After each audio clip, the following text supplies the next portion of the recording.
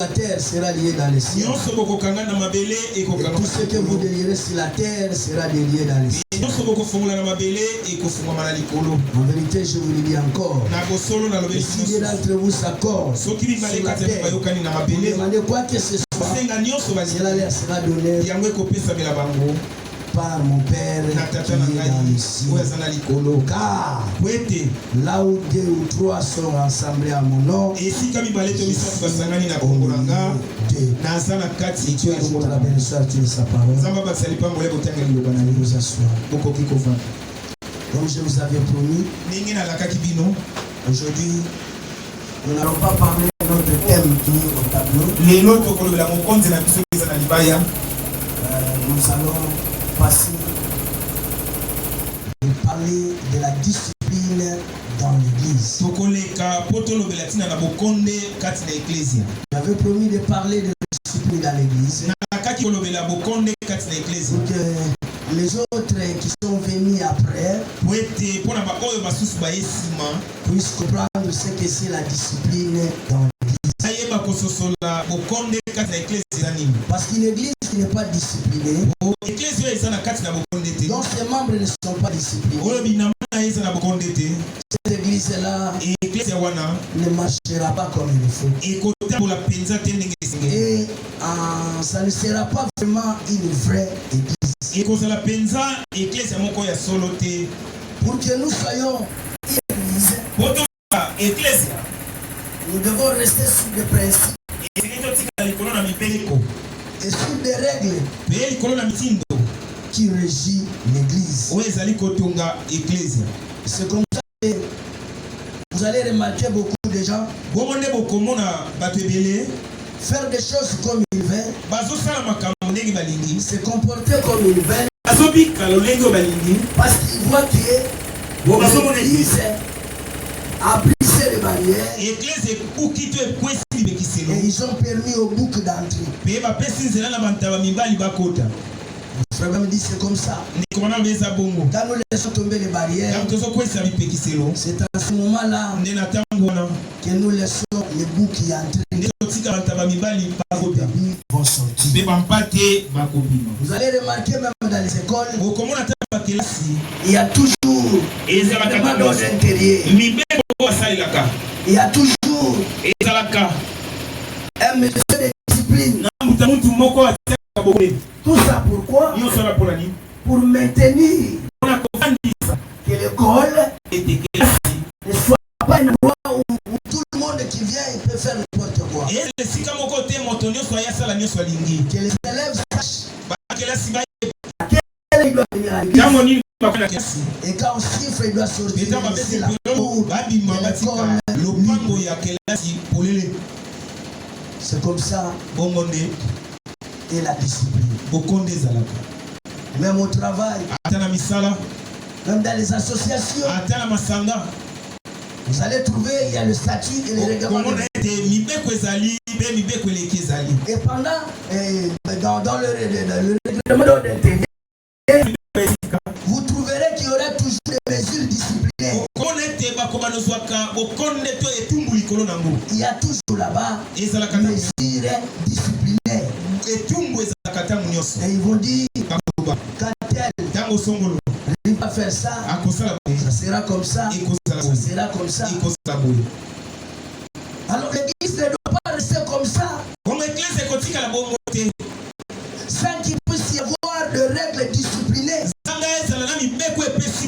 Parce que s'il n'y a pas de règles disciplinées, alors les gens vont se comporter comme s'ils veulent. Voilà pourquoi nous allons d'abord parler de la discipline avant d'entrer à autre chose. Si nous prenons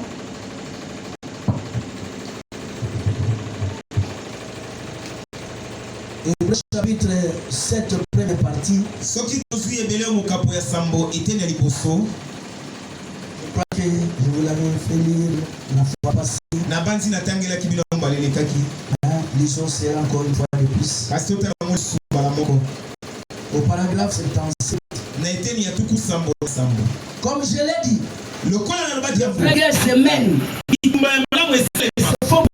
défendre des principes et non pour de l'argent. Et les hommes et les femmes qui adhèrent à l'église et entrent dans l'église pour être populaires parce que les jeunesses en sont membres ou qui changent de l'église, quitte une église pour une plus grande église. Laissez-moi te dire, vous le faites pour un motif égoïste. Le principe derrière cela n'est pas bon. Vous devez être prêt à vous tenir sur le front des batailles. Maintenant dans ce tabernacle-ci, quand les choses vont mal, et que vous les hommes ou vous les femmes, vous prenez la fuite, vous allez ailleurs, ou que vous restez à l'écart, jusqu'à ce que la petite dispute ou le remue-ménage soit terminé. Il y a quelque chose qui cloche dans votre expérience. Nous avons une coutume. Nous avons une procédure. Nous avons une coutume. Et nous avons une procédure. Ici, cette église est basée sur le principe de la Bible.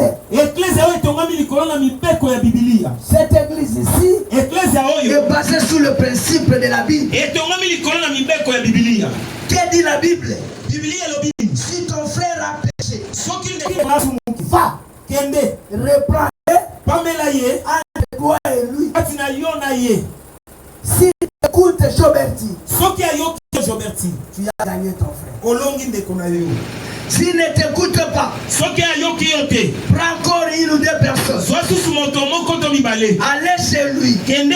C'est ça le principe de la Bible. C'est ça le procédé. Et notre église est basée sur ce principe. Si quelqu'un ici n'agit pas bien, et que vous pensez qu'il n'agit pas bien, allez vers lui et parlez-lui. Vous ne pouvez pas le réconcilier. Alors prenez avec vous un frère, un ou deux. Si à ce moment-là il ne veut pas se réconcilier, alors dites-le à l'église, et l'église le renverra, n'aura plus de communion avec lui. Le principe de la Bible qui régit cette église donne à nous le droit. Quand nous voyons un frère qui n'agit pas très bien, d'aller d'abord le voir et voir si on peut se réconcilier. Si vous n'arrivez pas à se réconcilier avec lui, prenez une ou deux personnes, allez vers lui, tentez de le réconcilier. S'il n'arrive pas, il est à l'église, et l'église le renverra. Il n'aura pas de communion avec lui. J'insiste, il n'aura plus de communion avec lui. Tant quelqu'un dans l'église l'a délié, et que vous êtes toujours en communion avec lui, sachez bien que vous êtes le corps qui veut que l'église ne progresse pas. Toi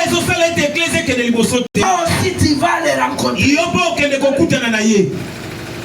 Parce que nous devons rester sous le principe de la Bible. Quand l'église délie quelqu'un, ce n'est pas parce qu'on a la haine envers la personne, mais c'est parce qu'on veut maintenir la discipline. C'est ton amour, et pas l'amour chrétien, mais que ton amour, c'est un amour de ceux qui se semblent, se ressemblent, s'assemblent. L'amour qui reste dans le principe de la parole amène tout homme à respecter la parole. Je vous ai toujours dit, il y a personne qui est au-dessus de la parole. Même moi qui vous parle, je ne suis pas au-dessus de la parole. La parole reste le seul étalon de mes vies. Chacun de nous est censé s'humilier. Quand nous vous disons, Frère Branham a dit, nous vous amenons pas à voir la paix, mais nous vous amenons à comprendre le message que vous avez écrit venait d'un messager qui a été ordonné par Dieu.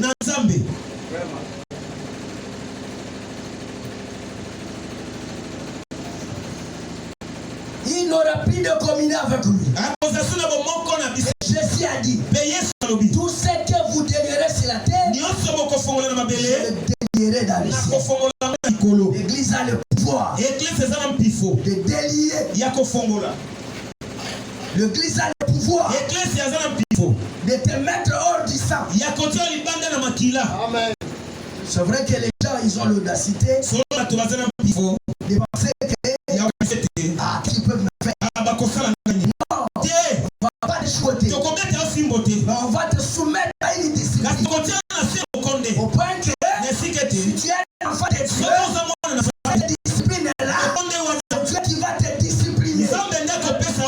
Madame me dit, c'est une façon de remettre les choses entre les mains de Dieu. Nous avons fait notre part.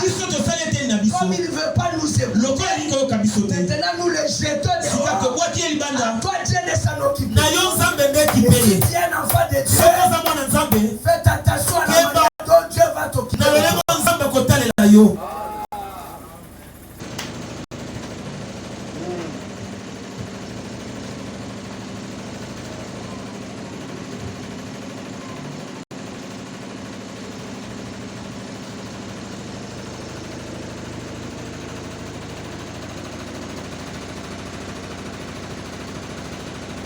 C'est pour cela que vous avez tant d'amis. C'est pour cela que l'église ne marche pas très bien. Pour cela que les gens viennent malades et retournent malades. Les gens qui ont la bénédiction, ils ne sont pas bénis.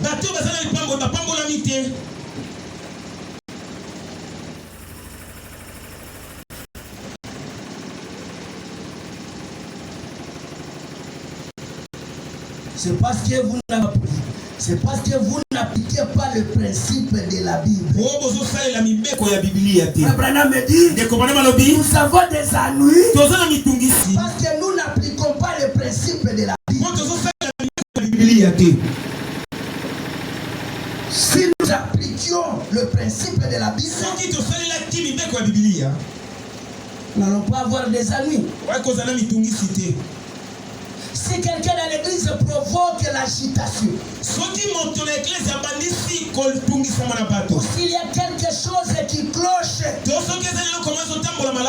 votre devoir n'est pas de vous mettre à parler de cet homme, de cette femme. Votre devoir est d'aller vers cet homme. Non pas pour aller les cajoler. Mais votre devoir est d'aller vers cet homme, vers cette femme. Pour faire quoi? Pour lui signaler son erreur. Est-ce que vous me suivez? Est-ce que vous me suivez? De lui signaler son erreur. Je vais en revenir là-dessus quand je vais arriver au moment voulu. Quand vous essayez de réconcilier quelqu'un, ce n'est pas d'aller le cajoler, mais d'aller lui présenter frère Ange,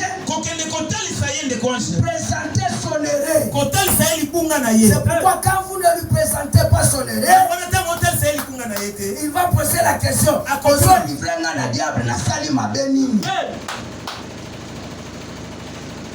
c'est là où il y a un problème. Il ne saura pas qu'il a un problème. Parce que vous n'allez pas là-bas pour lui signaler son erreur. Vous allez là-bas pour l'exhorter.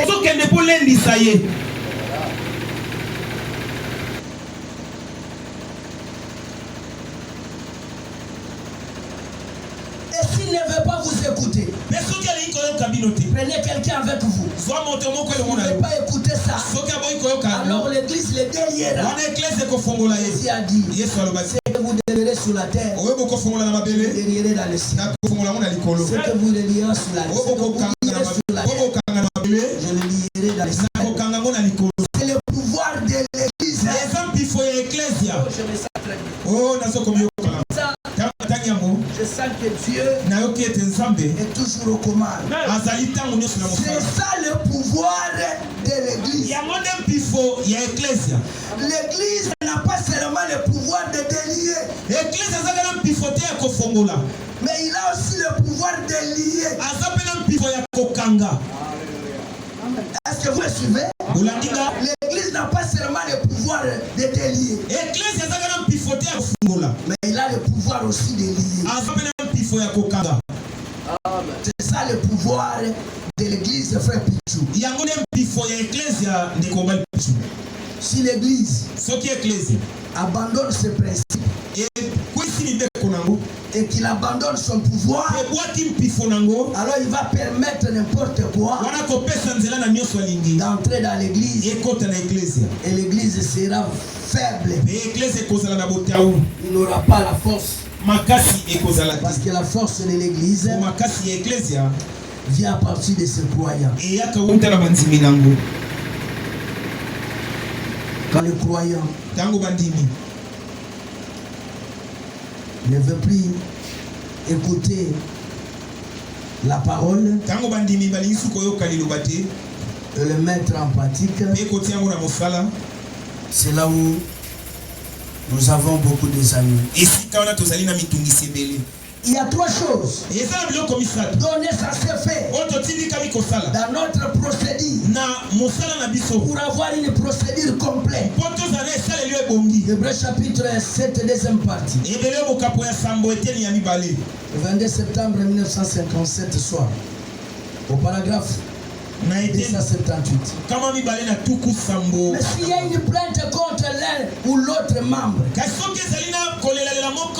s'il y a une plainte contre un autre, quelque chose ne marche pas, vous êtes censé aller vers ce frère. Vous-même parlez-lui seul à seul. C'est ça le premier étape. Allez toi-même vers lui, parlez-lui seul à seul.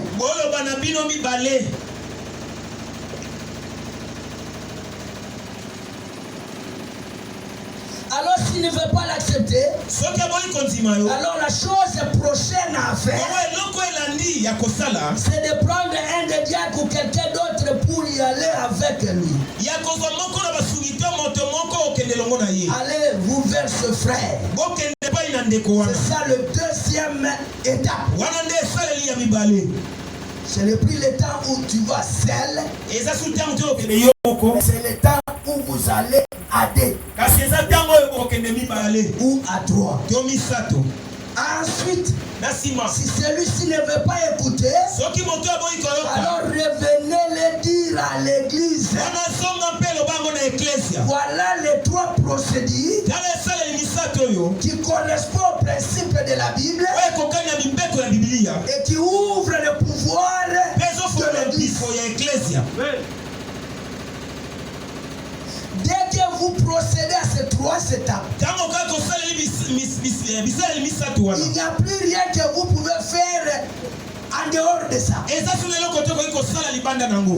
Quand le problème de quelqu'un qu'on a essayé de parler sur la scène, il n'a pas écouté. Vous avez essayé d'aller à deux ou trois, il n'a pas écouté. Mais quand la chose arrive à l'église, ce n'est plus le temps où les gens doivent aller aussi tour à tour. Non, c'est de face à la parole.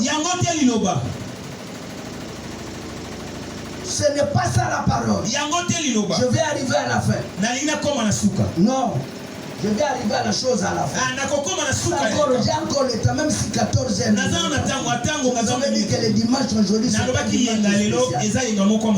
Et je dois parler pour que tout le monde soit au courant de ce que c'est la discipline.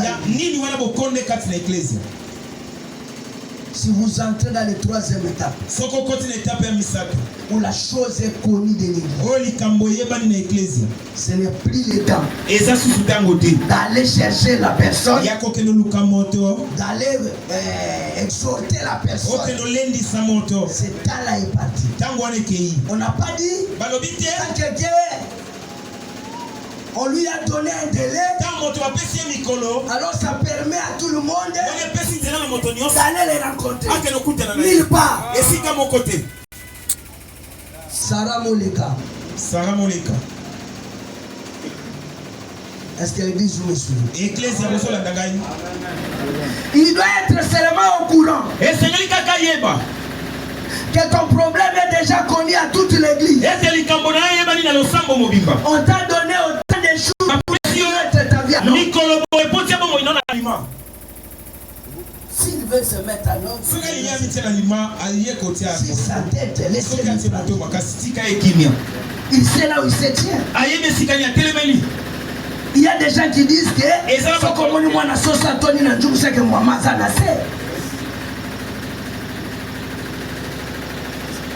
donnez-lui le temps.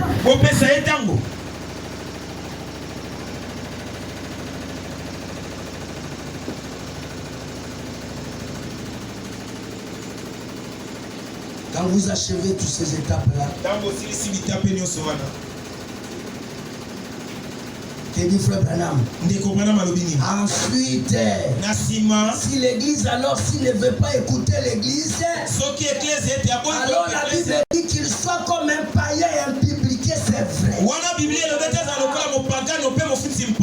Azala lokola mopagano, traiter sous lokola frère na message était, lokola sœur na message était, a comme pona yo lokola ba dénominationnel nyoso.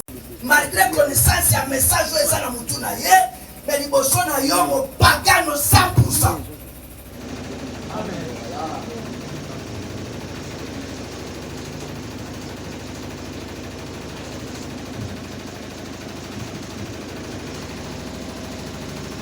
C'est vrai. Solo. C'est ça la parole. Il y a un loba.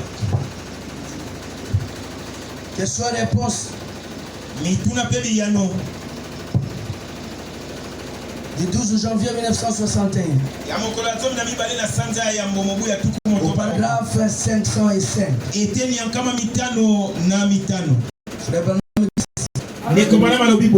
Nous ne retirons pas les noms des gens d'un registre. Nous les excommunions pas. Ainsi de suite comme ça. Parce que je crois que ces choses ne relèvent pas nos fonctions.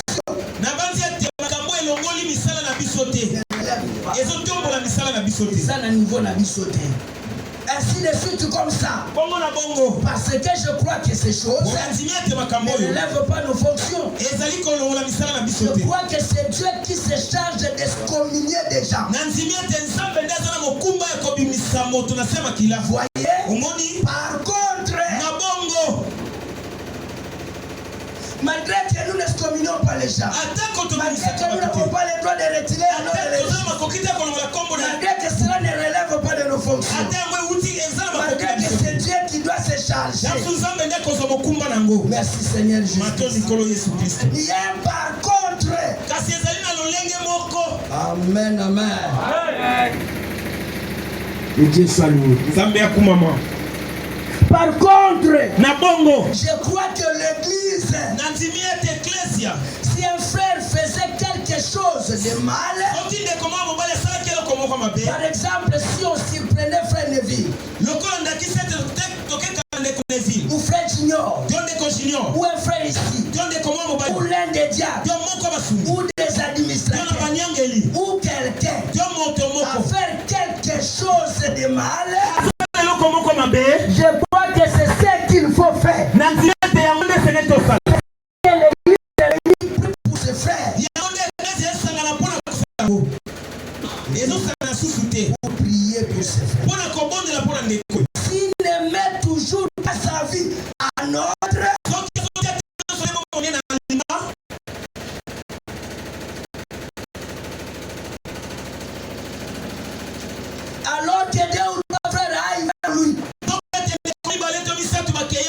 aille vers lui pour l'amener à se réconcilier.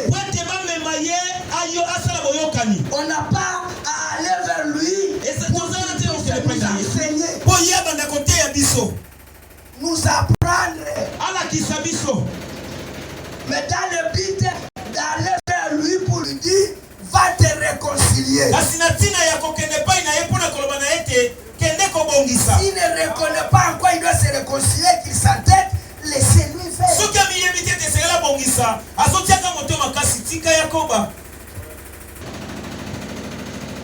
Frère Branham me dit, l'être humain, pour écouter, il a toujours eu besoin d'un traitement de choc.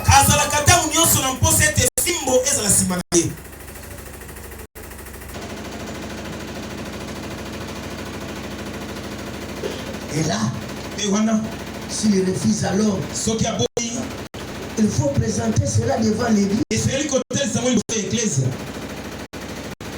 Et alors là, s'il refuse toujours, c'est à ce moment-là que toute l'église, vous voyez que le pasteur et les anciens tous agissent.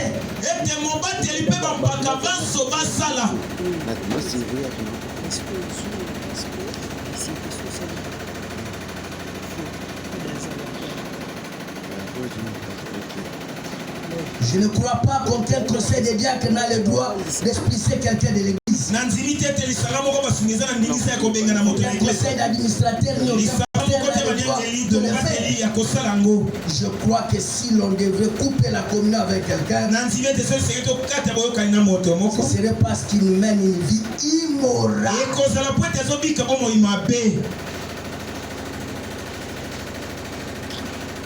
Est-ce que vous me suivez? Est-ce que vous me suivez? L'église doit comprendre qu'il y a des principes qui nous régissent. Et nous sommes censés obéir à la parole. Le message. Quand ta vie, frère Armand, quand ta vie ne correspond pas à la parole de Dieu, alors, mon frère, ma sœur, faites attention. Faites bien attention.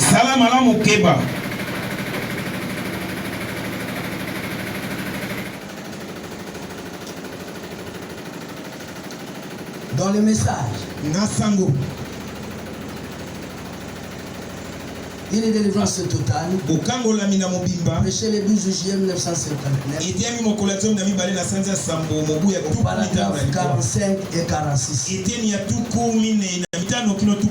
Frère Branham me dit ceci. Quand vous voyez un homme qui a tort et qu'il est établi qu'il a tort, et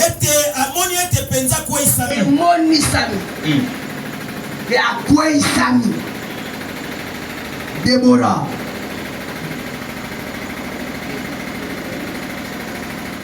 alors ce qui montre qu'il veut être un chrétien, il s'avance et dit j'ai tort. C'est un véritable chrétien. Quand on établit les effets et que ça prouve que la personne a tort, ce qui prouve et qui prouvera qu'il est un chrétien, c'est quand il va accepter qu'il a tort et de demander pardon.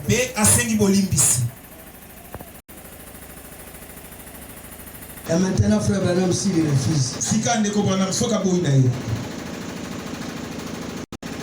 qu'est-ce que nous devons faire?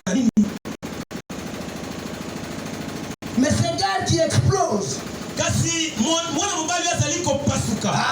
qui ne peut se tranquilliser et qui se passe d'un côté en disant ce n'était rien. Qu'est-ce qu'il y a dedans? Qu'est-ce que j'ai fait dedans? Lui, il ne voit pas ce qu'il a fait.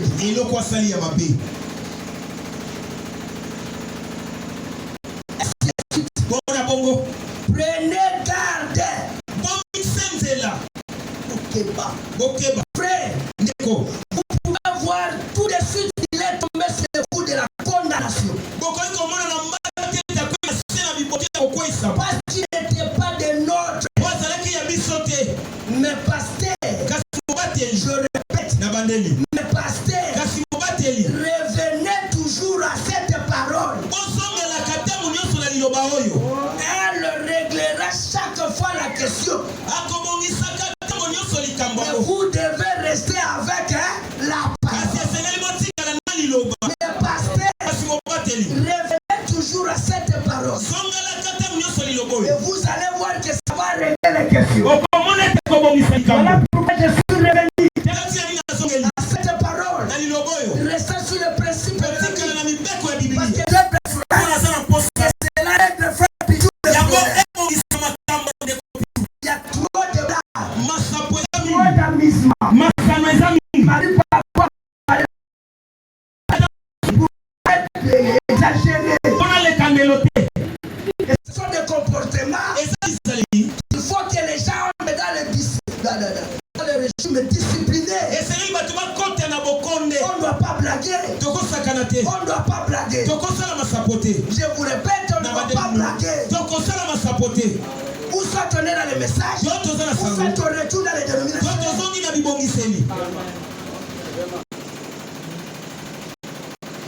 C'est correct. J'ai vu des hommes qui se sont fait des frères parce qu'envisager une jeune. Alors il a compris que ce sont des gens qui se marient entre eux.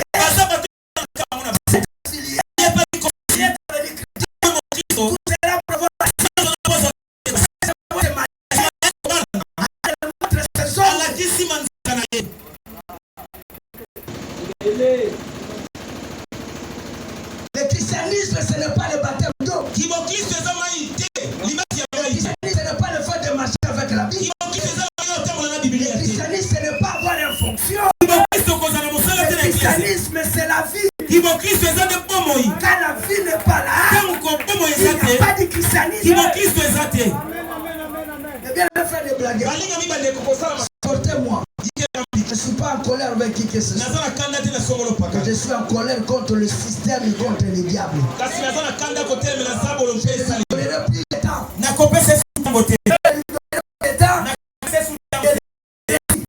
Peu importe sur qui se posera.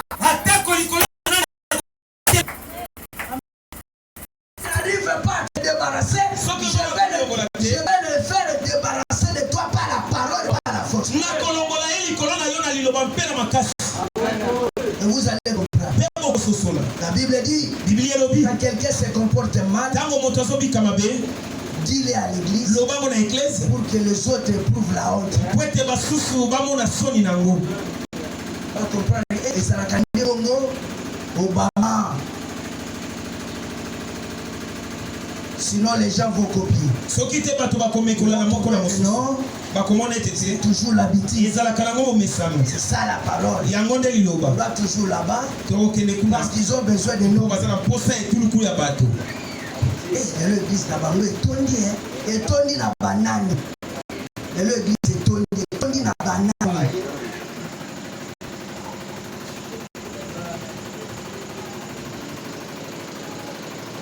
Tu vas revenir toujours dans la parole.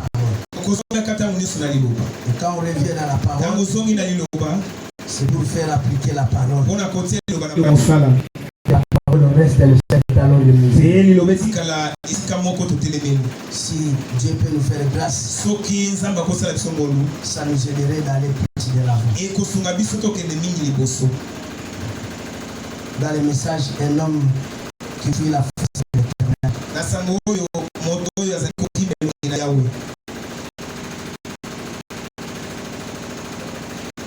Prêché le 17 février 1965. Paragraphe 40. Bien-aimé Jésus, il y a Regardez-nous maintenant ce soir. Pour ces quelques mots. Comme nous nous attendons à toi. Nous prions que ta grâce et ta miséricorde soient avec nous. Seigneur, attendez nos cœurs.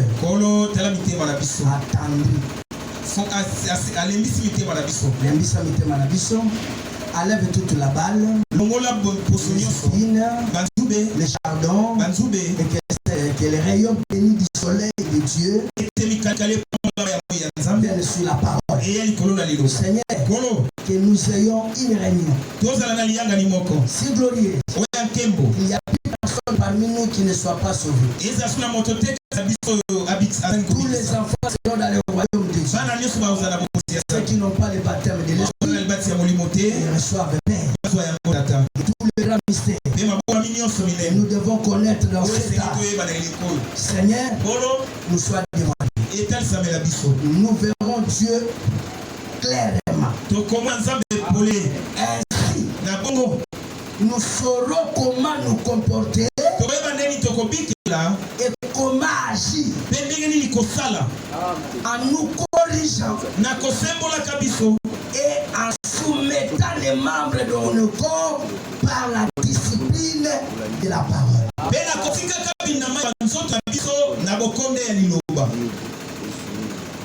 Afin que nous sachions comment nous devons vivre en ces jours-ci. Le Seigneur Jésus est proche. Car l'amour se lance. Le 6 août, le paragraphe 5. L'amour devait gouverner le foyer. L'amour est la puissance le plus forte mise en disposition de l'homme.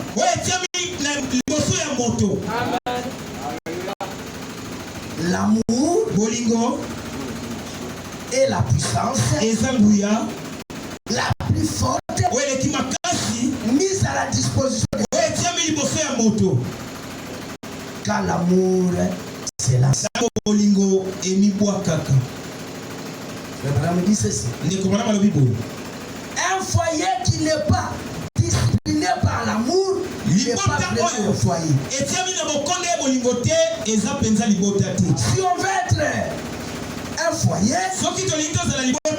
ça doit être rempli d'amour discipliné. On ne doit pas tolérer n'importe quoi. Parce qu'il est ma femme, parce qu'il est mon mari, parce qu'il est mon enfant, parce qu'il est ceci. Non, ça ne sera pas un foyer. Pour avoir un foyer, il faut avoir un foyer qui est discipliné. Si le mari et la femme ne s'aiment pas profondément, ils ne peuvent pas avoir confiance l'un dans l'autre. C'est pourquoi je pense qu'au lieu de faire reposer notre foi sur quelques émotions, ce qui est en ordre, ou sur quelques dons, ce qui est en ordre, comment crier, par la langue, autre chose que nous prenons, disant que nous avons reçu le Saint-Esprit. Lorsque nous faisons cela, ces choses sont en ordre. Mais si nous voulions revenir à ces principes, l'amour d'abord, ensuite les autres choses. Et si nous faisons cela, notre église avancera beaucoup plus rapidement. Si nous prenons Dieu premièrement, alors Dieu est amour. Dans l'amour, l'amour est correctif. Quand on aime un homme, on doit la corriger. Quand on aime les enfants, on doit les corriger. Quand tu aimes ta femme, tu dois la corriger. La correction. Sarah Monica.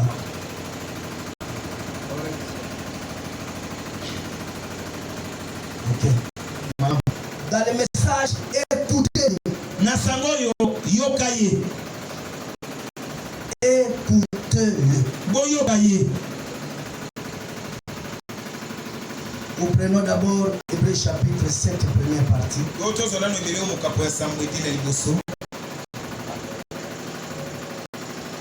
15 septembre 57.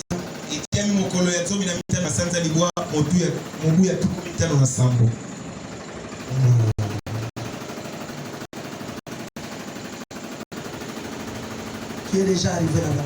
Nani ici a commis 83. Iteni ya tuku mwambe na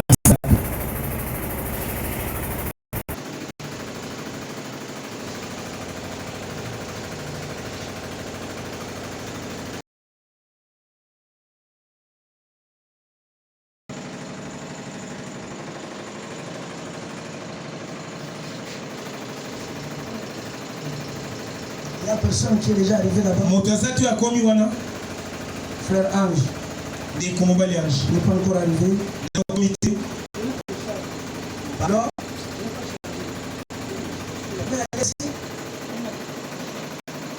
Le frère Chil t'appelle Eli.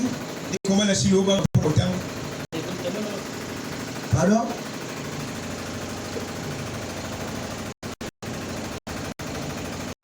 Alors, il a pris avec lui un frère. Et ils sont allés lui parler. Il a répliqué en disant au frère s'occuper de ses affaires.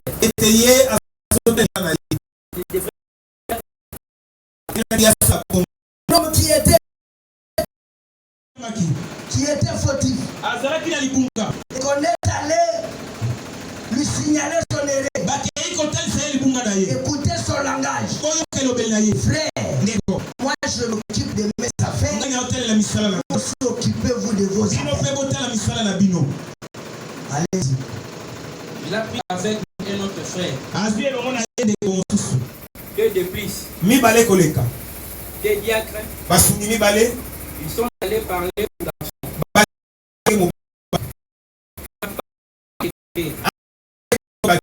Ils ont dit à l'église. Et pendant plusieurs soirs, Mais pendant plusieurs soirs, je n'ai pas eu le temps à cause du travail que je faisais depuis que je suis venu ici.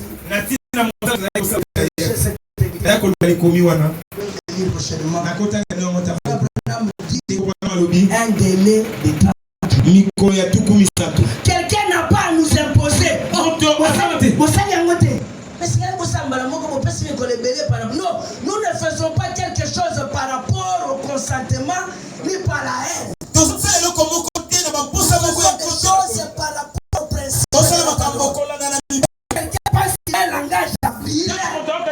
Et lui, il sait parler. Donc, il peut répondre facilement. Il fallait que ça la rapide. Pourquoi?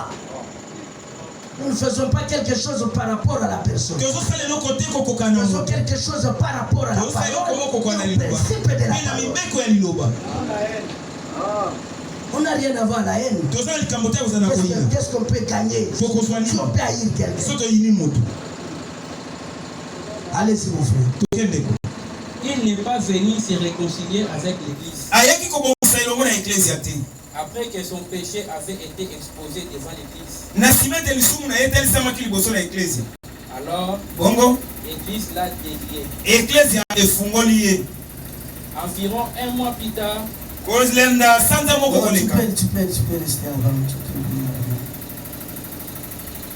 C'est ça le principe. Qui nous régit dans la parole. On ne fait pas des choses par précipitation. Ce n'est pas un coup monté contre qui que ce soit. C'est un principe de la parole. Et ce principe-là, vous lit, c'est delta. C'est un principe qui nous lie tous. Nous sommes censés obéir et respecter à cela. Prenez encore dans le message, écoutez-les. 17 juillet, 12 juillet 1960 au paragraphe 2.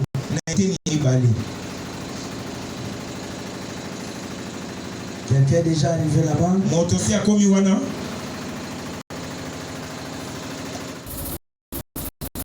12 juillet 1960. Il y a quelqu'un qui est déjà arrivé? Ok. Hein? Paragraphe 2.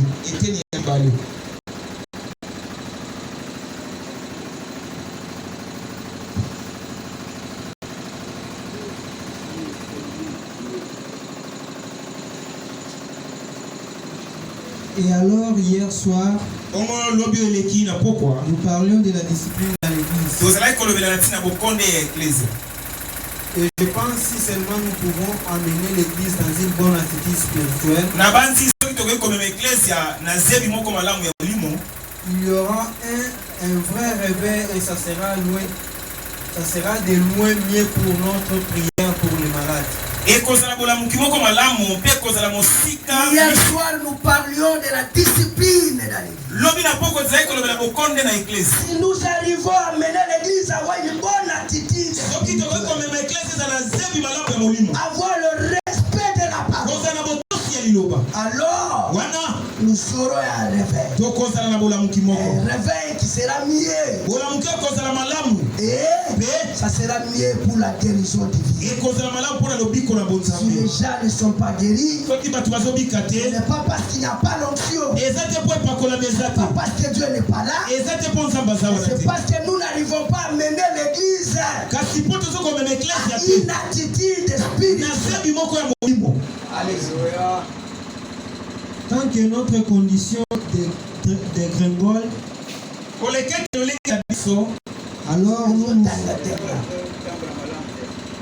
alors nous ne semblons simplement pas de relever comme il fallait.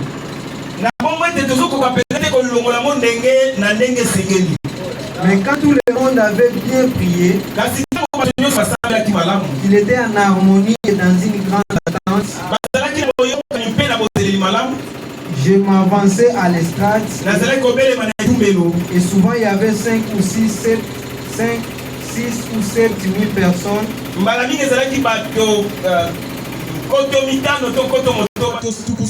Et il n'y restait aucune des faibles aussitôt qu'on passait à l'estrade. Tout le monde sortait du fauteuil roulant. Des civières, des brancards. Ils marchaient aussitôt parce qu'ils l'ont été dans une grande attente. Eh bien, là c'était tout au début des ministères avant qu'il y ait quelqu'un d'autre dans le champ. Pour que l'église s'améliore, et que l'église atteigne le sommet, on doit amener l'église dans une bonne attitude. En d'autres termes, la discipline. Christ est le mystère de Dieu. Christ est le mystère de Dieu du 28 juillet 1961.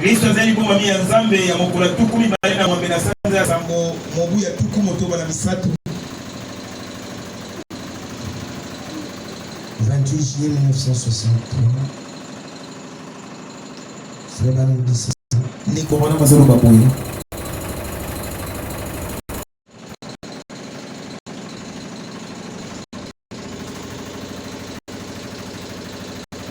Le paragraphe 84.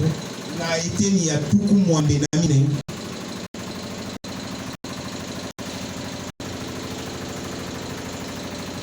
Frère Branham dit ceci. Et maintenant vous avez des bandes à ce sujet. Vous avez des bandes sur ce que nous croyons. Vous avez des bandes sur la discipline de l'église. Comment nous nous comportons dans l'église de Dieu. Nous devons nous réunir ici.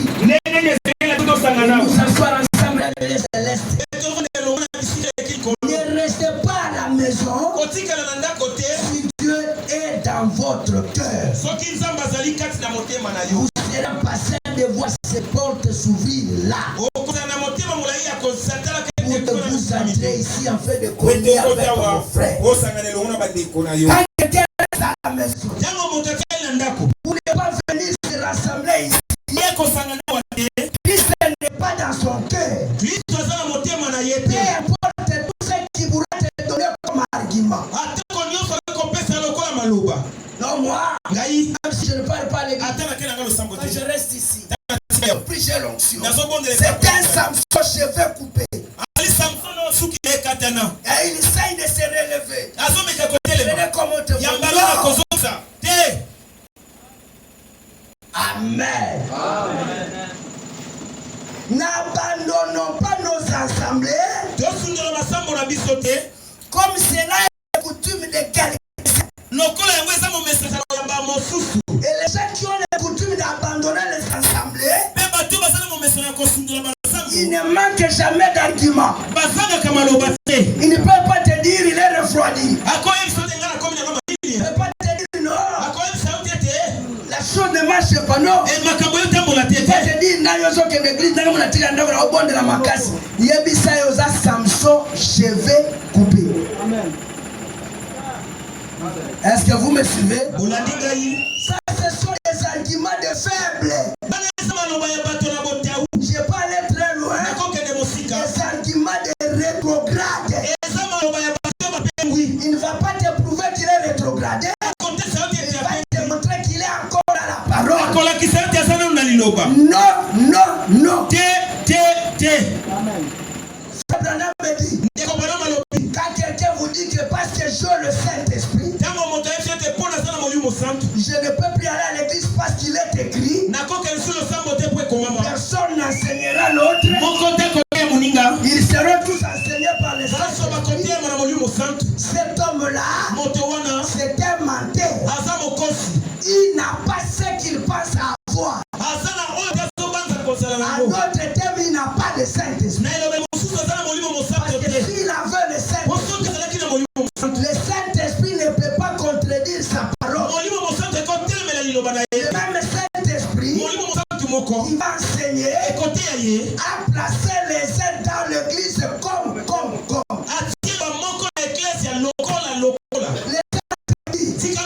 Un prédicateur qui s'élève aujourd'hui comme un grand prédicateur. Il est ton pasteur. Il n'y a pas de Melchisédek dans le message. Et tout enfant est encadré, dirigé par un papa. Et quand vous trouvez un enfant, il s'autoproclame alors qu'il était né quelque part. Ça, c'est un rebelle. Et ce qu'il est en train de faire la rébellion. Je vais arriver à une chose. Quand je vais atteindre la mission, pour l'opération de cet après-midi, je vais atterrir là-bas. Il y a un mot que frère Armand, quand on était avec lui, parlait là. Je n'ai pas voulu trop argumenter parce qu'il risque de sucer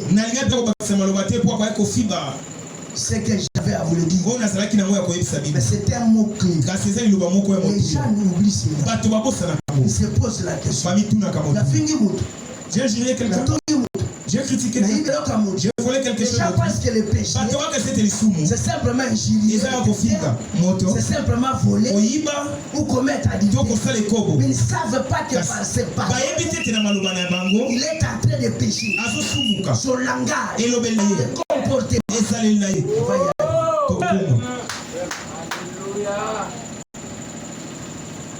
Les gens sont trop habiles comme ça. Ils cachent les paroles. Ça se rend compte.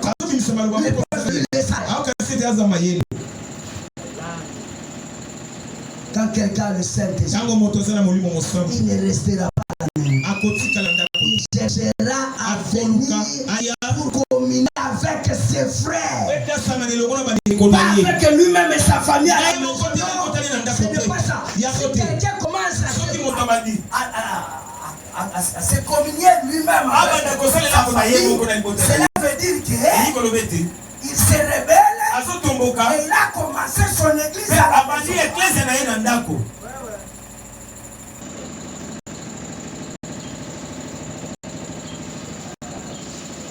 Oh, que Dieu nous fasse grâce. Oh, Zamba Salabiso, on va y arriver. Tokoko Maka.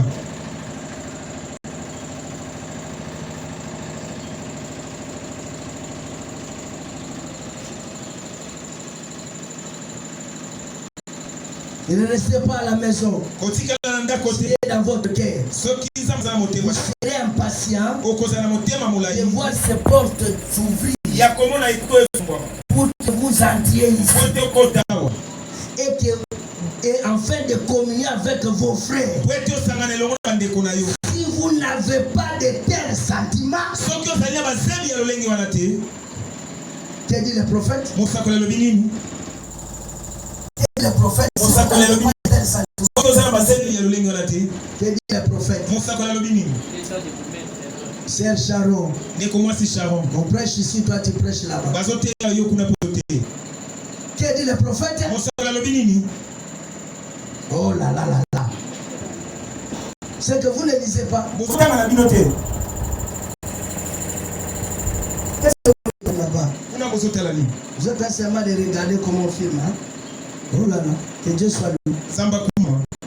Si vous n'avez pas de tels sentiments, alors je vous dis temps de vous mettre à prier. Si tu n'as pas de sentiments,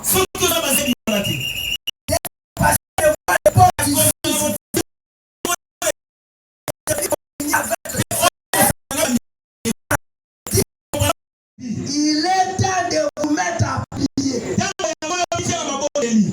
Parce que quelque chose est en train de vous quitter. Il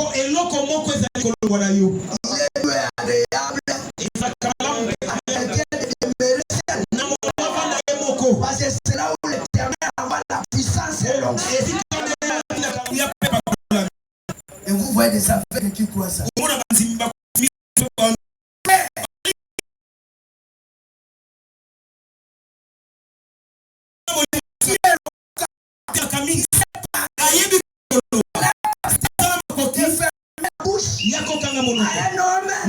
Il y a le Saint-Esprit.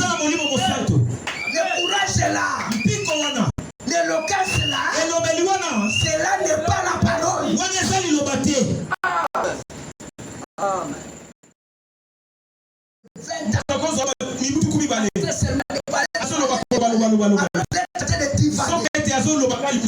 n'y a aucun principe préfinant.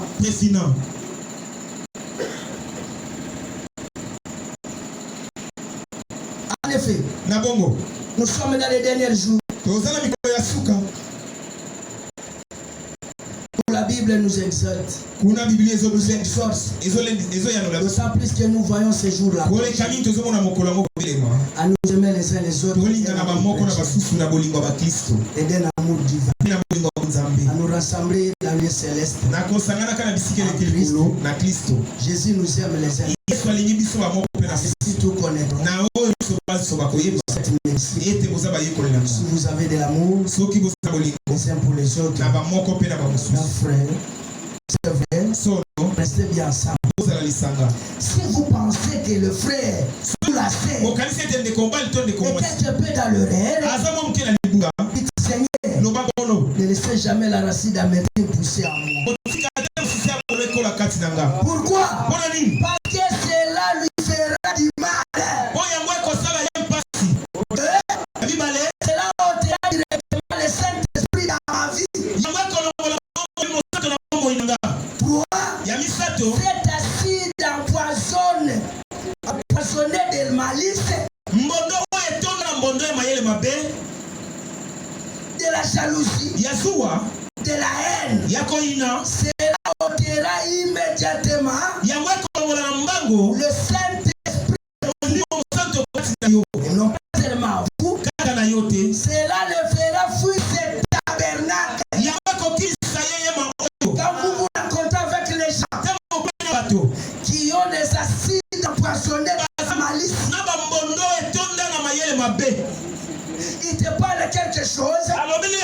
vous croyez que c'est dans un bon sens, alors qu'il parle à autre chose dans le code, pour montrer que il est dans le vrai, toi tu es dans le faux. Et cela engendre de la jalousie. Et la jalousie vient quoi? Quand on voit quelqu'un faire des exploits et qu'on applaudit, il te merci.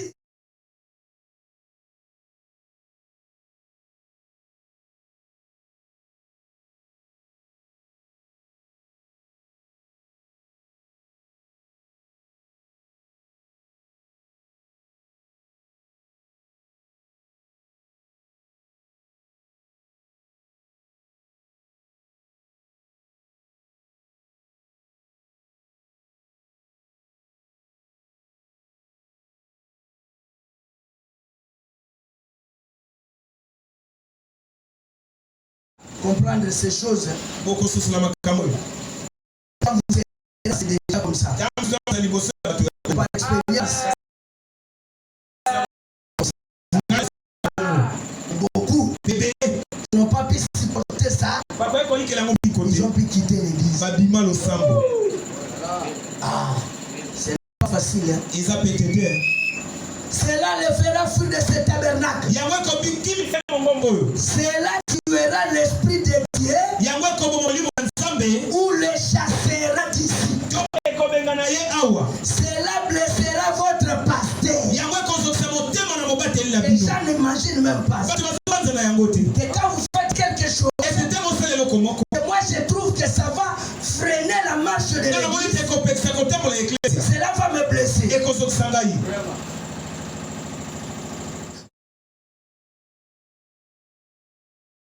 Tu ne veux pas qu'on parle de toi. C'est toi qui ne veux pas qu'on te blesse. Toi tu aimes te comporter mal. Bloquer la marche de l'église. Pour que moi je sois blessé.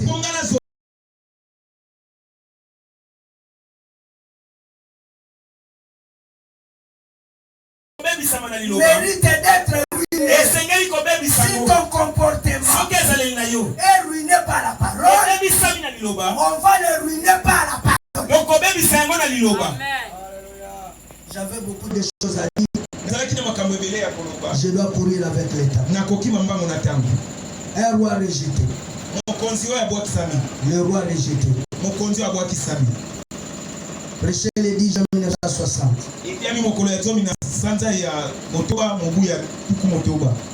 Frachir, chercher ça rapidement. Tu vas aller pour nous. Tu es déjà arrivé? Paragraphe 3. Ici, il n'y a pas de paragraphe.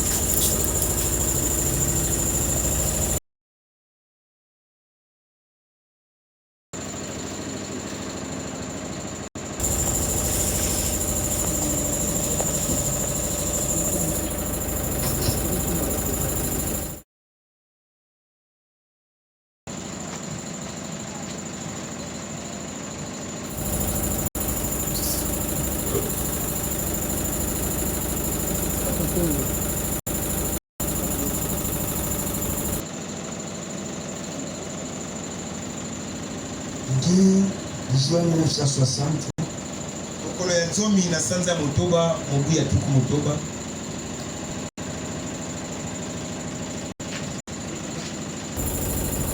Paragraphe 37. Frère Branham dit ceci. Oh oui. Oh solo. Ils ont voulu avoir ce roi. Et quand ils l'ont eu, c'est alors que l'ennemi a commencé à crever les yeux du peuple. Alors il ne pouvait pas voir où il allait.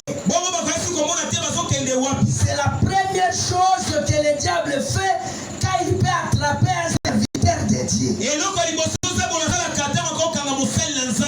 Quand le diable attrape un serviteur de Dieu, la première chose que le diable fait, c'est d'abord le crever les yeux. Est-ce que vous me suivez? Il a levé la révélation.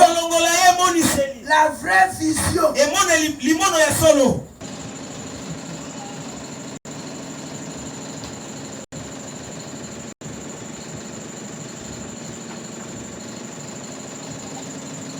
Il dit, il aveugle vis-à-vis de cette réalité qu'il est perdu. Ah, abomi émission, la vérité. Azaka mo Christo, on fait ça likolo na ye. Ça maza na ye. Omi tungisa te. Abomi émission. Kola kisa likolo mususu ke abumi. C'est la première chose que l'ennemi a fait quand il a attrapé Samson. Un autre juge. De sorte qu'il ne voyait pas où il allait. Colombe. Dès que l'ennemi, les Philistins sont tombés sur Israël, ils les ont crevé l'œil droit. Ils ne voient pas bien. Quand l'ennemi entre dans une église, il crève les yeux des gens. Réalité selon lesquelles le Saint-Esprit est celui qui dirige et gouverne l'église.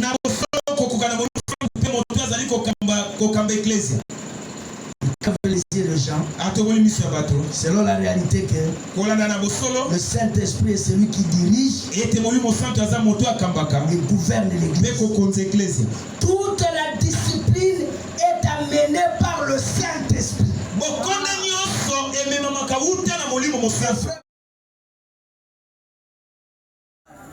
Et nous croyons aujourd'hui que c'est le Saint-Esprit qui a parlé à ces derniers jours.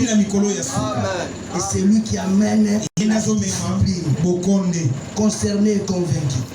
Concerné et convaincu.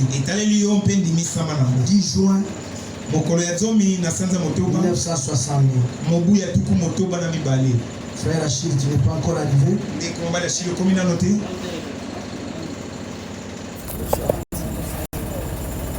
10 juin 1969. Qui est déjà personne au paragraphe 74.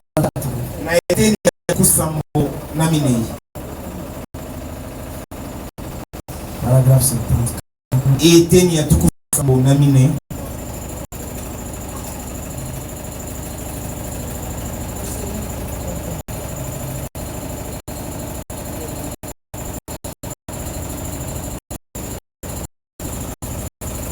Soit le paragraphe 58. L'amour est discipliné. L'amour est discipliné. Vous devez discipliner les gens si vous les aimez.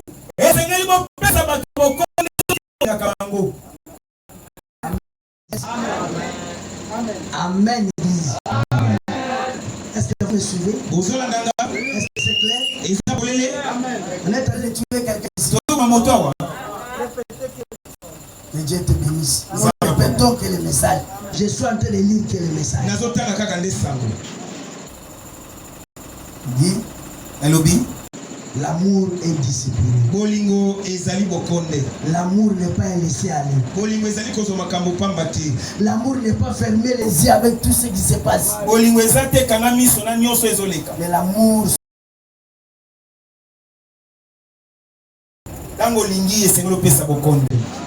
Amen. Si votre fille était assise sur la route, comme je l'ai dit, de faire des gâteaux de mou.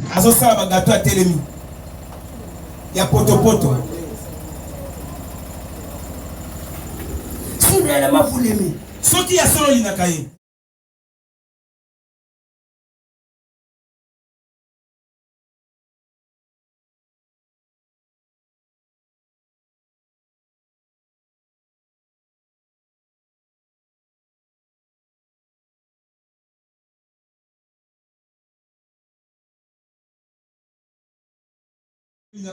ni dans le but de la tuer, mais c'est dans le but de l'arracher.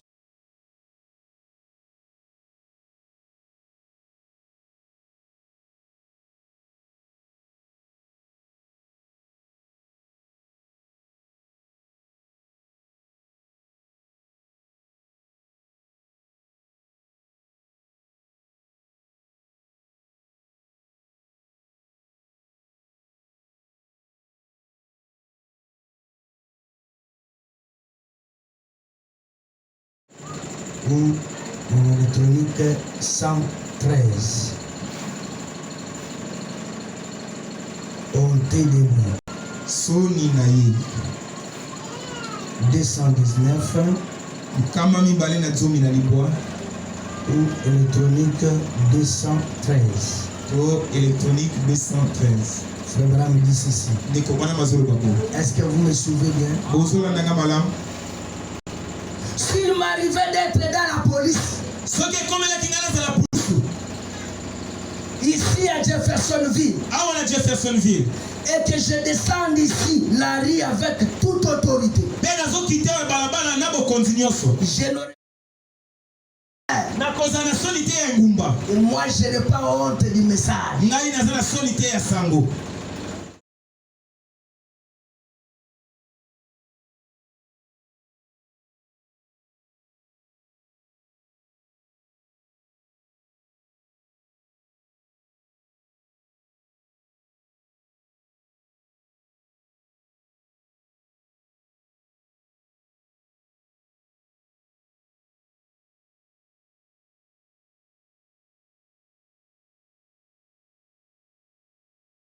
De lui dire il a mal agi, de lui coller une contravention. C'est mon devoir. Je suis payé par la ville. C'est la ville qui me fait vivre. J'ai reçu l'autorité de la ville. Peu importe si cet homme était ivre, que ce soit qui clochait en lui, la ville me soutiendra. Je tiendrai bon. Je suis policier. Et j'avais reçu la mission. J'étais placé là. J'ai reçu l'autorité de me faire.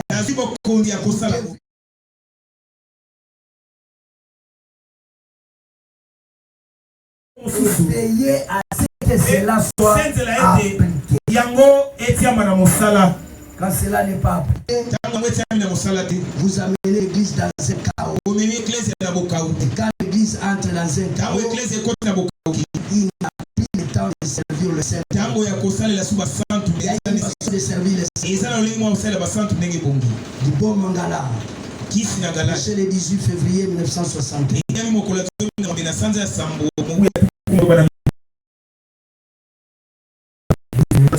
Bon Mangala.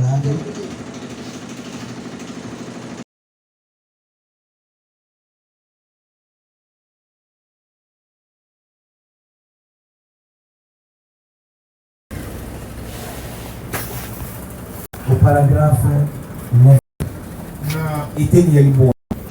Frère Branham dit ceci.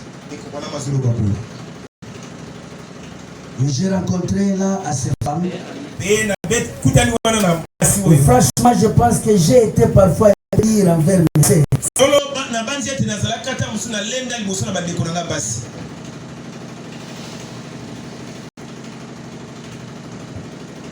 Ce n'est pas pour chercher à être cruel. Mais je ne voudrais pas qu'elle ressemble au reste du monde. Je suis jaloux d'elle. Vous voyez donc? J'aimerais qu'elle soit des vrais chrétiens. J'aimerais qu'elles aient l'apparence. Qu'elles agissent comme. Qu'elles soient comme telle soit. Qu'elles soient.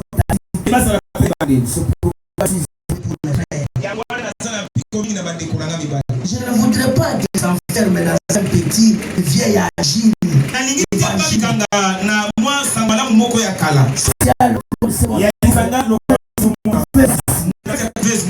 J'aimerais qu'ils soient des vrais hommes. Ils prennent position sans faire de compromis sur cette parole. Ils apportent. C'est pas que j'ai adressé mes frères. Je les aime trop pour faire cela. J'aime trop les gens pour faire cela. Un vrai amour blanc. Et saviez-vous? Alors, mais J'aimerais vous poser une question. Plutôt à la fille qui n'est pas encore mère. Votre mère ou votre enfant se trouve ici dans la rue. Et vous savez que ces petits renégats roulent dans cette rue. Que ces gens de demi-ivres. Et tout cet enfant va se faire tuer. Il ne devrait pas rester dans la rue. Diriez-vous, eh bien chérie, va de l'avant, reste là dans la rue. Je pense que c'est un homme. Non! Vous n'aimeriez pas cet enfant? Si vous agissez comme cela, le vrai amour irait là. Elle soumettra à une discipline rigoureuse. Le soumettre à une discipline rigoureuse. Vous lui donneriez des fessées jusqu'à ce qu'il quitte la rue. Seule manière pour nous, comme messager, comme le genre du message, seule manière pour nous de donner un fessé à quelqu'un, c'est de le soumettre à une discipline. Et la discipline que Dieu nous a engagés par le message de l'air. Frère Branham dit le sommet de l'amour pour un chrétien envers son frère, envers sa sœur, c'est de le livrer à Satan. 1 Corinthiens chapitre 5.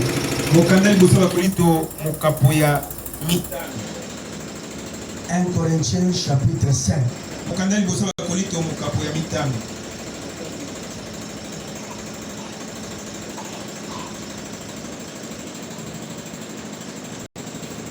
Berman, lisez là où vous livrez. Ils ont dans quel livre? Voilà, on sait dans quel livre. Hein? On a parlé aussi. Un Corinthien. Combien?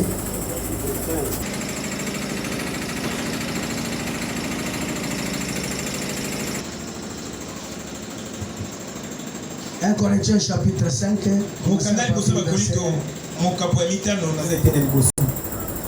La Bible dit ceci.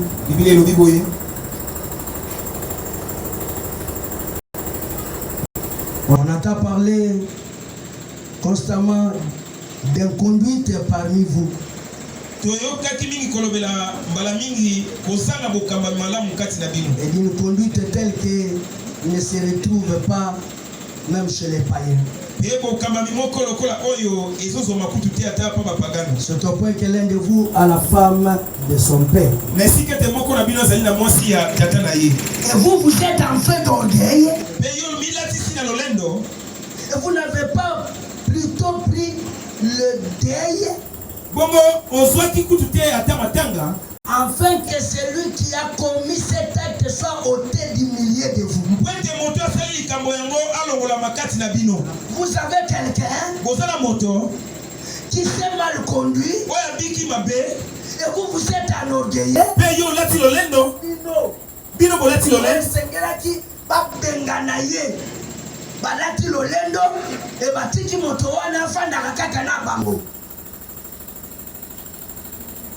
Paul n'a pas apprécié ce genre de lâcheté.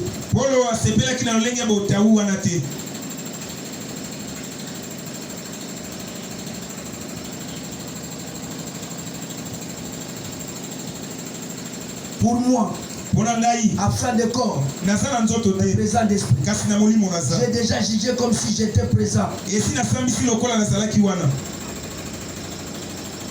L'auteur d'une telle action, car au nom du Seigneur Jésus, vous et mon esprit, nous sommes ensemble avec la puissance de notre Seigneur Jésus-Christ. Qu'un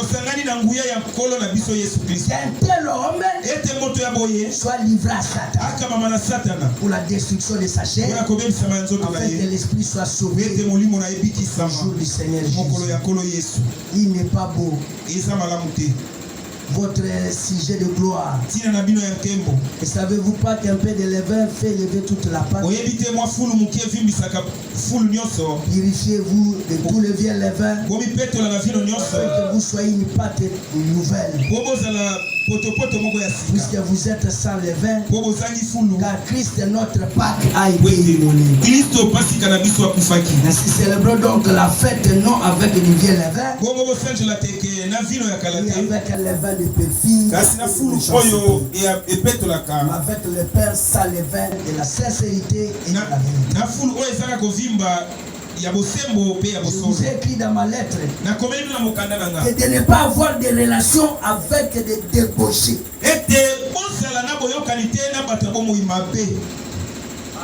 Je vous avais écrit dans ma lettre. Et moi aussi je vous informe par la lettre de Paul, avant d'entrer dans la lettre de Branham, de ne pas avoir de relations avec un débauché. Je vais aller descendre quelque part. Ce n'est pas d'une manière absolue avec les débauchés de ce monde, avec le cupide et le cupide et le rapateur, ou avec les idolâtres. Autrement, vous devriez sortir du monde. J'aimerais avoir les termes les plus clairs. Qu'est-ce qu'il a dit là-bas dans verset 10 chez vous? Elles n'ont pas d'une manière absolue avec les impudiques de ce monde. Oui, allez-y. Et avec les cupides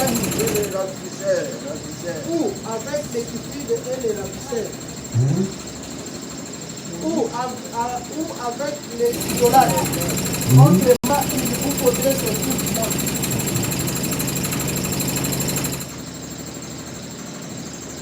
Allez-y, allez-y. Maintenant, ce que je vous ai écrit, c'est de ne pas avoir de relation avec quelqu'un qui se nomme frère.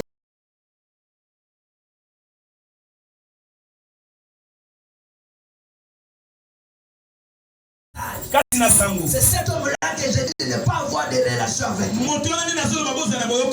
Allez-y, allez-y, allez-y.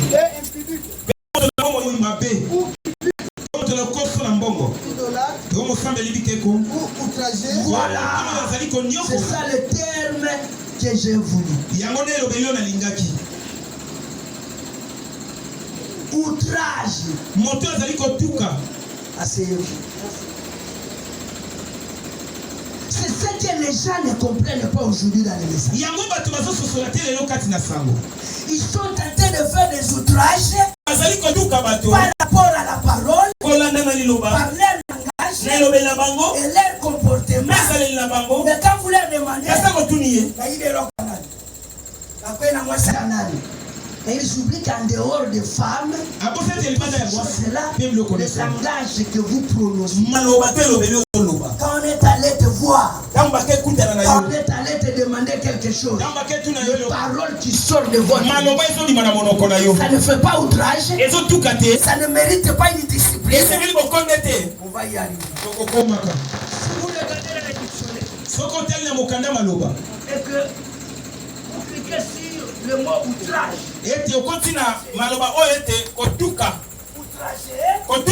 cela veut dire qu'il fait outrage. Un outragé, c'est celui qui fait outrage. Mais maintenant, quand vous cliquez sur outrage, un gire grave, des faits ou des paroles. Un gire grave, des faits ou des paroles. Tu peux injurier par la parole. Tu peux injurier aussi par les actes. Il est en train de faire l'outrage.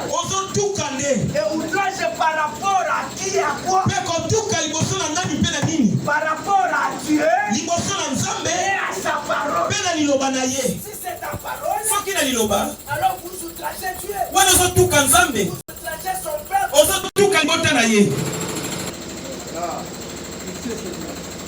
Si ce n'est pas les effets, vous outragez la parole. Tu vis comment? Tu te comportes comment?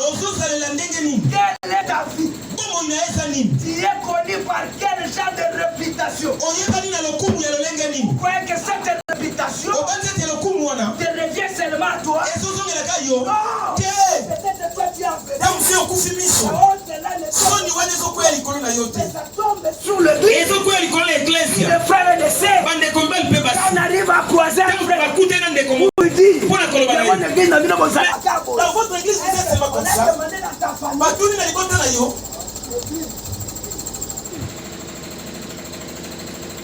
C'est un outrage. Tu es un outragé.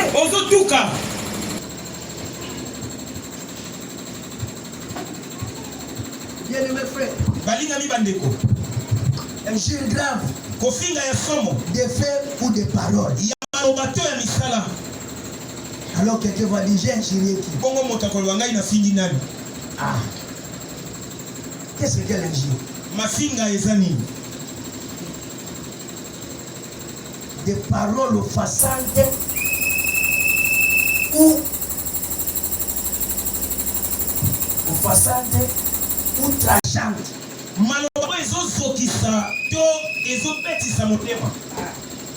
C'est ça l'insulte. Ce sont des paroles offensantes, outrageantes. Je vous avais dit ici, dans le message méritoire, les gens avec qui j'ai à la porte ce message, et que je les enseigne, et qu'ils tournent les dos, ils font autre chose. Pour moi, sera parlé comme un insulte. Est-ce que la fin est passée? La fin est dans le mini. Est-ce que la fin du combat passé? Autant du combat passé. Mais Mathieu pasteur a sauté. Oya zola kisayo. Oyoki oseki. Anasimana moyo sali omutema no elili. Frère Branham alobi yangonde pa na yeso bimako fingi. Ça offense. C'est trachant. Et tu peux te poser des questions. Comment il t'intercède? Est-ce qu'un frère, en écoutant ce message, ne peut pas revenir à Dieu? Mais il continue toujours dans cette peine besoin. C'est une injure. Tu es un outragé. Tu n'es pas un frère à qui on doit avoir des relations. Que Dieu nous fasse grâce pour comprendre ces choses, afin d'atteindre l'objectif qui nous amènerait à vivre la parole. Dans le message de la loi, prêché le 15 janvier 1955. Le 15 janvier 1955.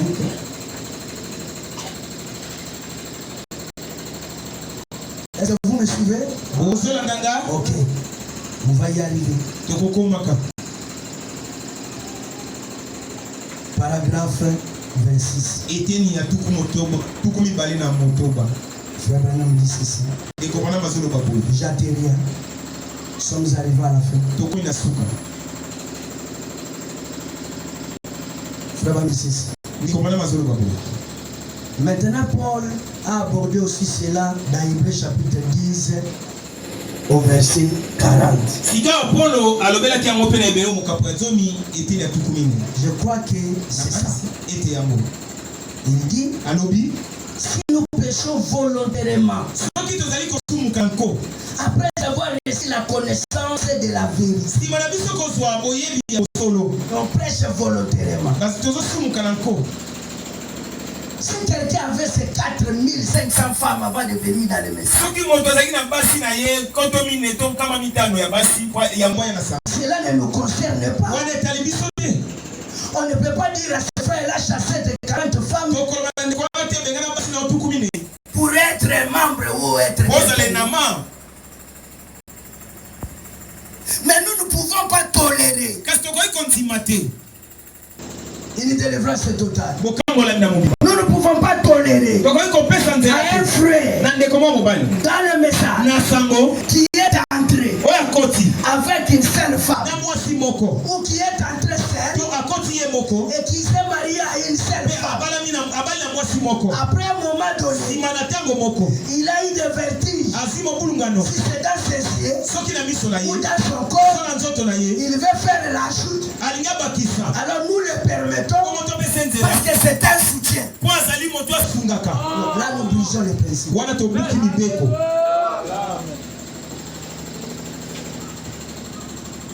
Si étant dans le message, étant dans Colombe et Tabernacle, il y a l'esprit de faire les ajouter, de te conseiller de ne pas le faire, il sera soumis à une discipline. Si tu veux le faire, allez, il y a une voie, il y a une doctrine dans l'église primitive qui vous permet d'avoir autant de femmes. Pas dans le message de William Branham. Amen. Fais-toi membre de l'église primitive. Il n'y aura pas de problème. Si tu veux avoir 40, 50 femmes, c'est là que tu regardes.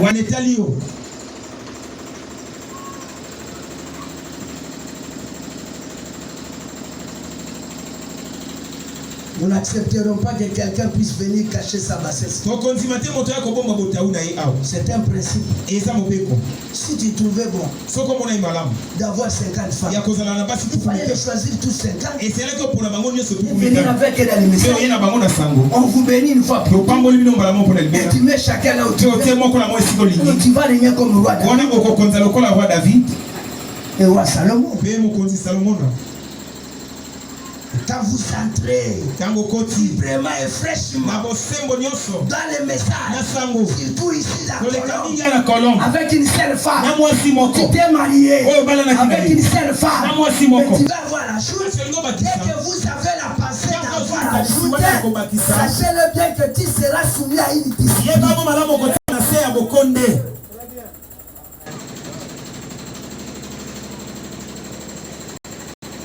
Je l'ai dit ouvertement comme ça pour que les autres puissent avoir honte.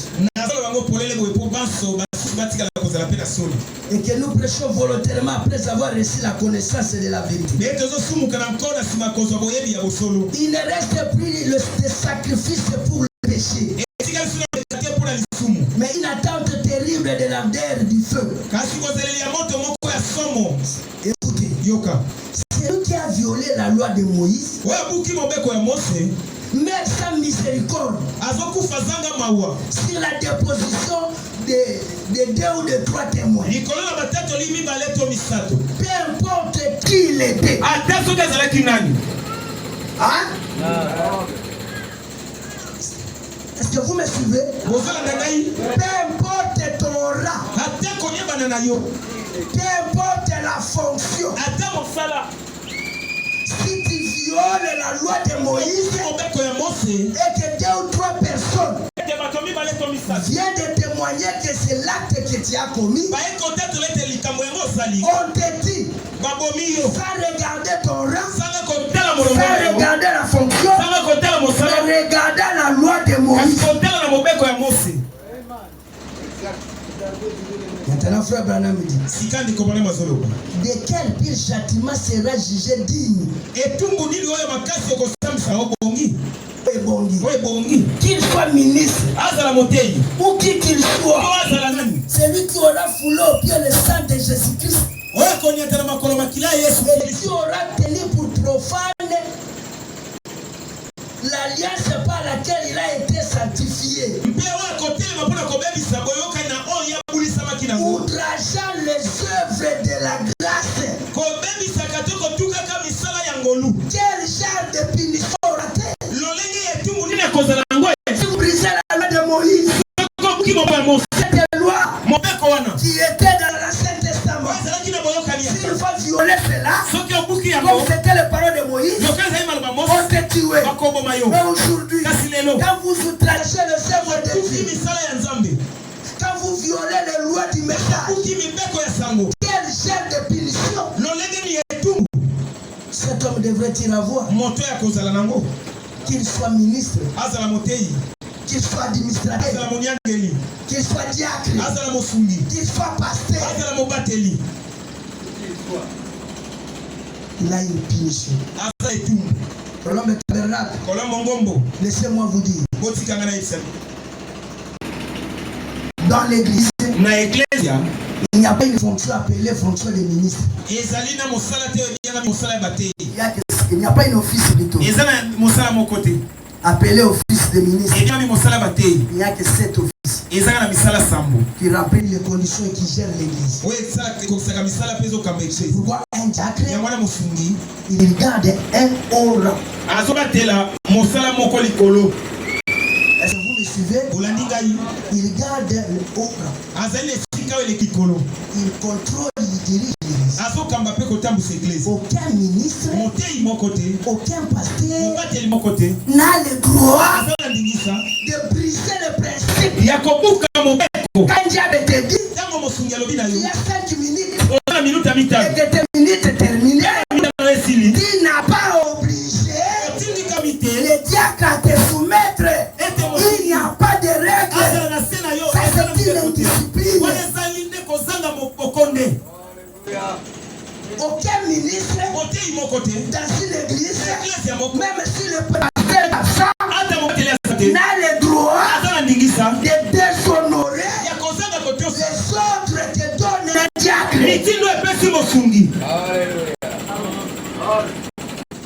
C'est un travail de haut. C'est pourquoi un homme qui se respecte, un homme qui connaît la loi, dès que le diacre lui dit, fais ça, il se soumet. On n'a pas besoin de ton arrogance, on n'a pas besoin de ton rang social, on a besoin de votre christianisme. Amen. Et le christianisme nous amène à avoir le respect des ordres de l'église. Amen. Un diacre a le droit d'interpeller un ministre et de le faire asseoir pour lui dire telle chose que tu as fait. Sauf au boudé, on te soumet à la discipline. Tu as bien dormi. On te soumet à la discipline. Les gens doivent comprendre ça. Et si vous lisez Frère Branham, vous allez voir qu'il dit qu'un jour, il y avait un homme de Dieu. Il était venu, il a commencé à prêcher sur la sanctification. Premier jour, deuxième jour, il a pris des sermons. Il n'a pas dit que le pasteur l'a interpellé. On n'a pas parlé des administrateurs. On dit que les diacres l'ont interpellé.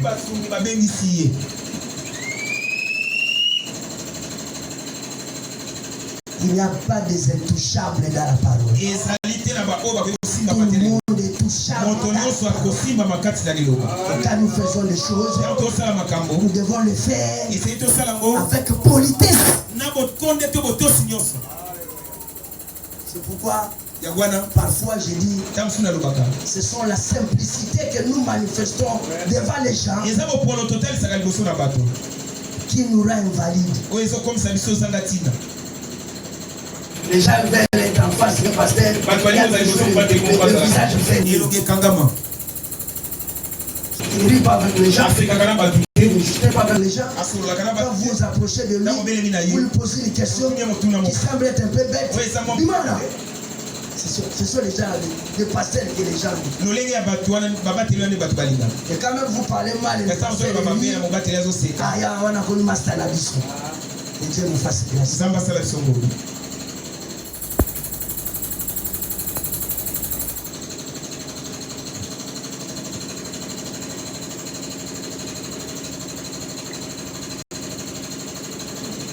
Qu'il soit ministre ou qu'il soit celui qui aura foulé au pied le sang de Jésus. Qui aura tenu pour profane l'alliance par laquelle il a été sanctifié. Ou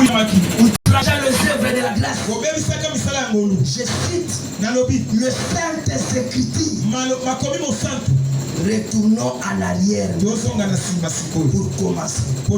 Car si nous péchons volontairement, après avoir reçu la connaissance de la vie, eh bien, je me rends compte qu'il y a peut-être une vingtaine de ministres assis ici. Appartenant peut-être à différentes confessions. J'aimerais vous demander ceci, mes chers frères. Qu'est-ce que le péché? Ah bon? Alors nous pourrons comprendre ce que c'est alors lorsque nous péchons volontairement. Fumer, boire, commettre adultère, vivre dans la volonté, ces choses ne sont pas les péchés. Ce sont les attributs du péché. Vous faites cela parce que vous êtes un pécheur. En d'autres termes, parce que vous êtes incrédible. Si vous étiez un croyant, vous n'allez pas faire cela. Que Dieu nous fasse grâce. Le signe prêché le 1er septembre 1963. C'est ici où je vais m'arrêter. Pour que nous procédions au service que nous allons faire et que nous allons terminer. Il y a certaines choses que je voulais dire pour certaines personnes après.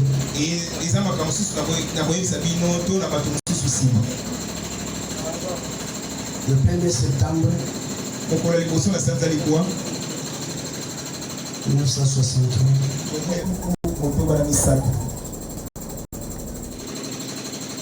Au paragraphe 227. 227. 228. Voyons voir ce que c'est bien cela. Oui, c'est ça. C'est ça. Si nous péchons volontairement après avoir reçu la connaissance de la vérité, le sacrifice pour les péchés. Mais une attente terrible du jugement. C'est-à-dire d'un fait qui dévorera les rebelles. Écoutez bien. Celui qui a violé la loi de Moïse, mais sans miséricorde, sur la déposition des deux ou des trois témoins. Alors quel pire châtiment pensez-vous que sera jugé digne celui qui aura foulé aux pieds le Fils de Dieu et qui aura profané l'alliance des saints par laquelle il a été sanctifié et qui aura outrage et qui aura outragé l'esprit de la grâce qui est venu du sang. Écoutez, prédicateur, membre de l'église, homme de bien, homme de haute moralité, qui que vous soyez, si vous savez que Dieu vous a délivré de la cigarette, et vous femmes, si vous savez qu'il vous a délivré du port de chauve, des cheveux courts, si vous savez que cela lui l'a fait, et ensuite vous faites des demi-tours, et l'outragez, que vous tenez pour profane ce sang d'alliance, qui vous a sanctifié et qui vous a amené jusque-là. Alors, qui sera aussi puni, qui sera aussi puni sans miséricorde. Est-ce que vous m'avez suivi? Ainsi, je l'ai pris simplement en épée. Et plus tard, on entrera dans beaucoup de facettes. Et si je demanderai à chacun de nous de se tenir debout. Si nous avions parlé, essayé de citer certaines écritures, c'est un problème qui concerne un administrateur qui était parmi nous. C'est le frère Edou. C'est un bon frère. Je l'aime beaucoup. Que tout le monde se tienne debout. C'est un bon frère. Je l'aime beaucoup de tout mon cœur. Dieu seul sait. Ce que je suis en train de faire, je le fais sur un ordre et une recommandation de Dieu selon les saintes écritures. Ce frère-là, j'ai regardé, j'ai trouvé qu'ici à Colombe, on a toujours eu affaire aux administrateurs.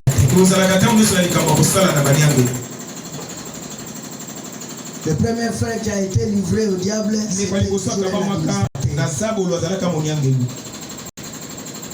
c'était le frère Stanley. Il avait abandonné sa femme. Il est allé se marier à une païenne. On a